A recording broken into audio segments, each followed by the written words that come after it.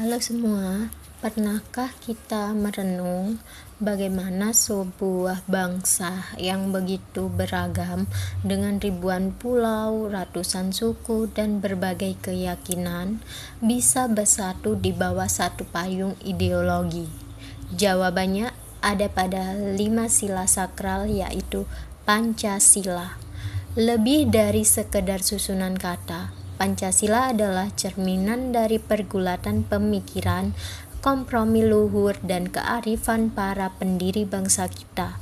Hari ini, saya akan menyelami analisis sosial di balik sejarah perumusan Pancasila, bukan hanya tentang siapa yang berbicara, tapi juga tentang mengapa mereka berbicara seperti itu, dan bagaimana ideologi ini menjadi perekat bagi kebinekaan kita.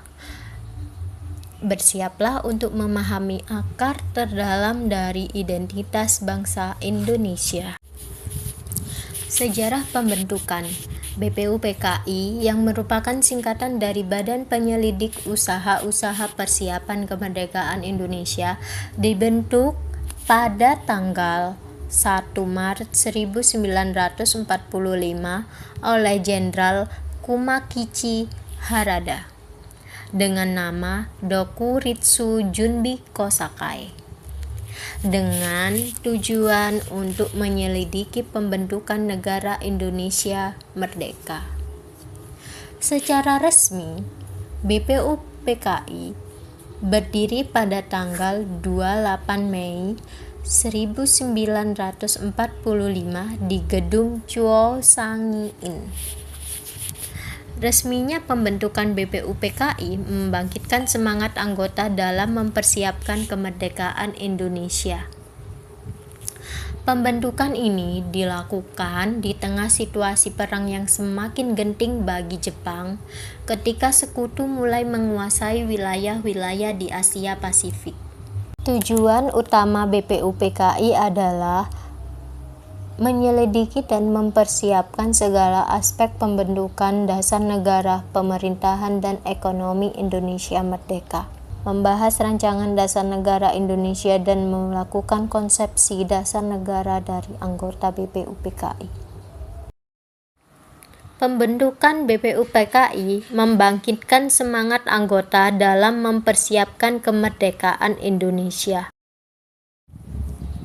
Total anggota BPUPKI adalah 67 orang, di antaranya 60 orang Indonesia yang terpilih mewakili setiap wilayah Indonesia, termasuk golongan organisasi tertentu, dan 7 anggota lainnya dari Jepang yang bertugas mengawasi jalannya sidang.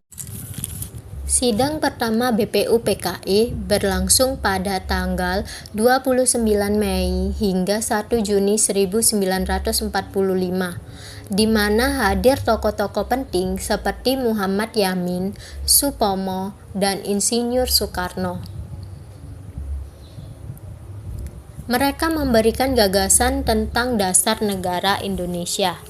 Muhammad Yamin mengemukakan 5 asas dasar negara, yaitu peri kebangsaan, peri kemanusiaan, peri ketuhanan, peri kerakyatan, kesejahteraan rakyat.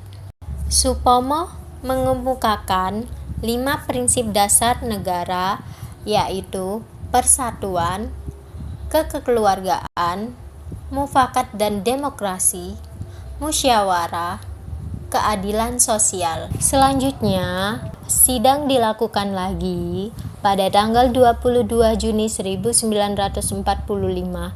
BPUPKI membentuk panitia kecil berjumlah 9 orang yang dikenal sebagai Panitia 9, yang terdiri dari Insinyur Soekarno, Profesor Muhammad Yamin, Muhammad Hatta, Maramis, Raden Abikusno Cokroso Joso, Abdul Kahar, Haji Agus Salim, Kiai Haji Wahid Hasyim, Ahmad Subarjo. yang menghasilkan tujuan pembentukan dasar negara Indonesia yang dinamakan Piagam Jakarta, sebuah rumusan yang menjadi cikal bakal pembentukan Undang-Undang Dasar Republik Indonesia. Pada tanggal 7 Agustus 1946, BPUPKI dibubarkan, lalu digantikan oleh PPKI, Panitia Persiapan Kemerdekaan Indonesia, yang melanjutkan kemerdekaan Indonesia dan diketuai oleh Insinyur Soekarno. Demikianlah peranan BPUPKI yang sangat penting dalam perjuangan kemerdekaan. Terima kasih sudah menyimak.